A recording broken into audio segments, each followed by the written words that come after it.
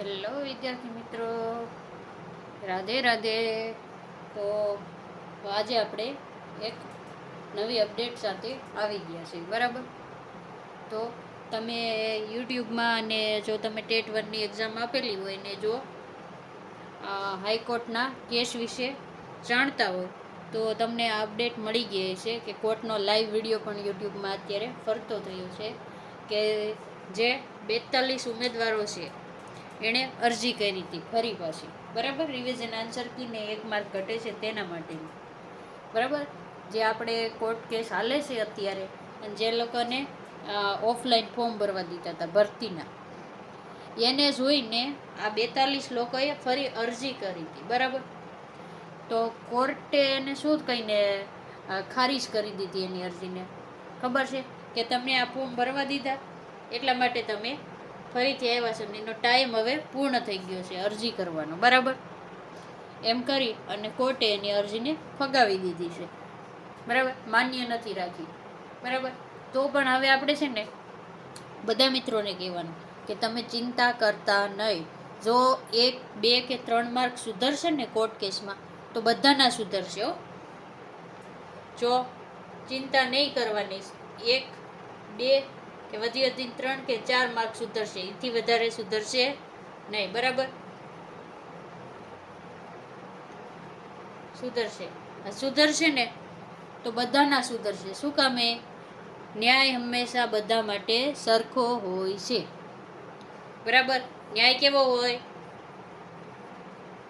ન્યાય હંમેશા સરખો હોય.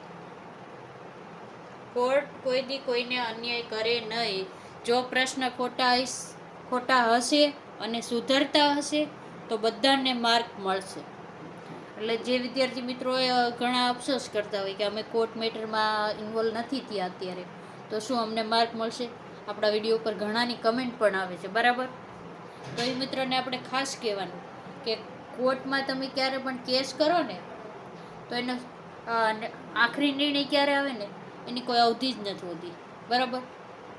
તમને અત્યારે ઓફલાઈન ફોર્મ તો ભરવા દીધા છે, પણ એમાં બાહેંધરી પણ લીધી છે ને, તમે ભરતી પ્રક્રિયા ક્યાંય અટકાવશો નહીં ને માર્ક સુધરશે ને એ બધું તમને ખબર છે, બરાબર. જેને ભર્યા છે તમે યુટ્યુબમાં જોઈ લીધું છે, બરાબર. તો હવે ઉમેદવારોએ શું કરવું જોઈએ? જે લોકો ને 75 માર્ક છે, બરાબર, 80 માર્ક છે અને 75ની 80ની વચ્ચે હોય ઘણાને, 82ની વચ્ચે, બરાબર. કેટેગરીવાળા હોય અને ઓપનવાળા હોય તો 90 જોઈએ, બરાબર. તો એને 90માં 2-3 ઘટતા હોય કે 75 હોય કે 85 હોય કે 89 હોય, બરાબર. તો ઓપનવાળાનું તમને પાસ થવાનો ક્રાઇટેરિયા ખબર છે કે 90 માર્કે પાસ થાય છે, બરાબર. તો એવા મિત્રોએ છે ને 1-2 માર્ક ઘટતા હોય ને એણે કોર્ટના ભરોસે બેસવું નહીં. તમારી પાસે અત્યારે ફૂલ સમય છે પાછો, કારણ ટેટ 1 ફરી આવશે જ, ફરજિયાત આવશે. તમને 10 વર્ષનું ભરતી કેલેન્ડર આપી દીધું છે. તો તમને ખબર છે કે 2027માં કેટલી જગ્યા ભરવાની છે? 5000 ભરવાના શિક્ષકો, બરાબર. એ જ રીતે 2028માં કેટલા ભરવાના છે?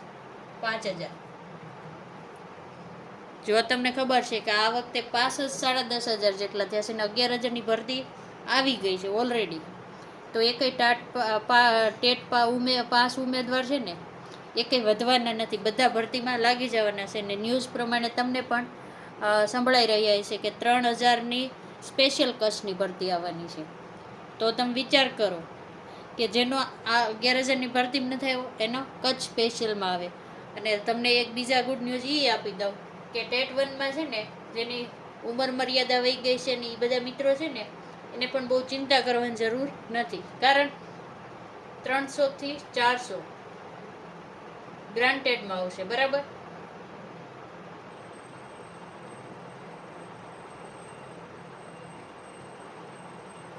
ગ્રાન્ટેડમાં આવશે. તો તમારે પણ ટેન્શન લેવાની જરૂર નથી. જેની ઉંમર મર્યાદા વહી ગઈ છે એને પણ આ ડિસેમ્બર આવતા ગ્રાન્ટેડમાં પણ પાછળ ભરતી આવે જ છે. સોરી, આપણે ગ્રાન્ટેડ, બરાબર. તો કે ટેટ 1 ફરી ક્યારે આવશે? જો આપણે અહીંયા જ લખીએ છીએ કે આપણે સમાસે નહીં, એકને ભૂસી દઈએ છીએ, બરાબર. તો તમને એમ થશે કે ટેટ 1 ની ભરતી પાછી ક્યારે એક્ઝામ ક્યારે આવશે, સવાલ થાય ને. તો આ કોર્ટ મેટરના ભરોસે ન બેસતા વિદ્યાર્થી મિત્રો, અને છે ને પાછી એક્ઝામની તૈયારી શરૂ કરી દેજો. અને તમારી તૈયારી ક્યારે મૂકતા જ નહીં. હવે દર વર્ષે ટેટ 1 આવવાની છે. શું આવવાની છે? ટેટ 1 દર વર્ષે આવવાની છે. તો કે હવે ટેટ 1 પાછી ક્યારે આવશે? તો કે ડિસેમ્બર અથવા